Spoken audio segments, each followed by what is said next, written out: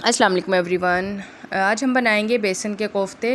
गर्मियों में तो ये बहुत मज़ेदार लगते हैं दोपहर टाइम। तो इसके लिए हम ले लेंगे 2 बड़ी प्याज पेस्ट बना लिया है और 1 बड़े टमाटर का पेस्ट बना लिया है और थोड़ी सी इमली, आधा चम्मच गरम मसाला, ये जायफल जावित्री थोड़ी सी लिया है। ये पेस्ट बनाया है, इसमें लहसुन, जायफल जावित्री और गरम मसाला पीस लिया है बहुत बारीक। अब मैं ले लूँगी तकरीबन 1 पाव बेसन। उसको अच्छी तरह से छान के मैं एक बाउल में निकाल लूँगी।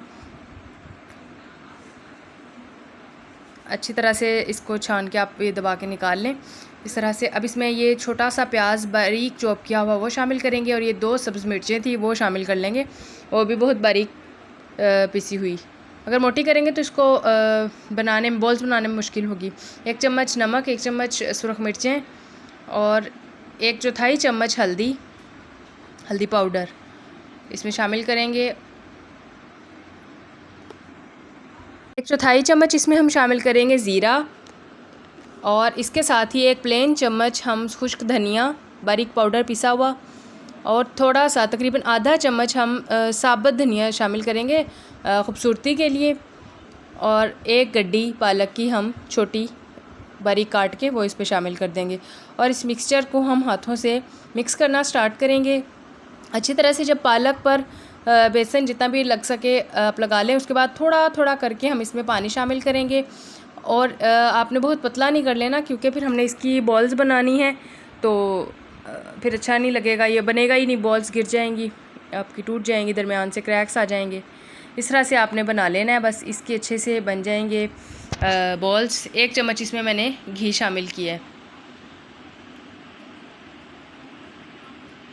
अच्छी तरह से इसको मिक्स कर लें। अगर रेसिपी पसंद आए तो चैनल को ज़रूर सब्सक्राइब कीजिएगा, लाइक भी कीजिएगा, शेयर भी कीजिएगा।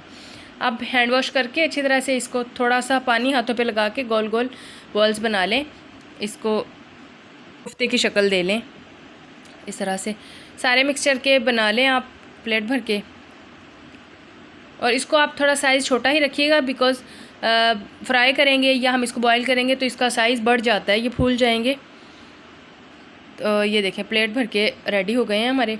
अब आता है ट्विस्ट। अगर आप चाहें तो इसको फ्राई कर सकते हैं, ऐसे ही ऑयल में डाल के बस फ्राई कर लें या एग लगा के कर लें मेरी तरह। मुझे इसका क्रंची टेस्ट बहुत अच्छा लगता है, इसकी ऊपर वाली लेयर बहुत क्रंची सी हो जाएगी। और अगर आप ऑयल कम यूज़ करना चाहते हैं तो आप इसको बॉयल भी कर सकते हैं। बॉयल करने से भी ये फूल भी जाएंगे, इसका साइज़ भी बड़ा हो जाएगा और अंदर से भी ये कुक हो जाएंगे अच्छी तरह से। तो लेकिन मुझे ये टेस्ट बहुत अच्छा लगता है इसका।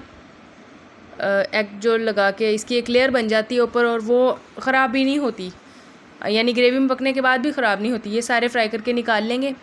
एक कढ़ाई में हम ऑयल लेंगे, वही वाला ऑयल जो अभी हमने जिसमें फ्राई किया है, क्योंकि फिर इसको किसी और चीज़ में तो नहीं कर सकते, इसका टेस्ट आएगा और ऐसे ऑयल ज़ाया करना तो अच्छी बात नहीं है। 2 प्याज ले लेंगे, उसका अच्छी तरह से मैंने पेस्ट बना लिया था वो इसमें शामिल करेंगे। 1 मिनट तक इसको मिक्स करेंगे। अब ये मसाला शामिल करेंगे, इसमें लहसुन, जायफल जावित्री और गरम मसाला है आधा चम्मच।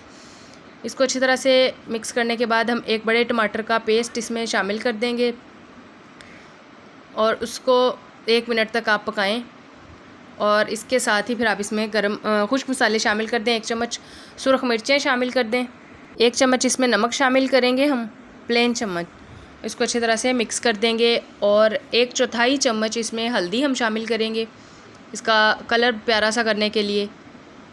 और इसी के साथ हम इमली के 4 या 5 दाने शामिल कर देंगे, इससे बहुत अच्छा टेस्ट आएगा, टेस्ट इन्हेंस हो जाता है इसका। 1 चम्मच प्लेन खुश्क धनिया, 1/4 चम्मच अजवाइन और इलायची शामिल करके इसको अच्छी तरह से मिक्स करेंगे हम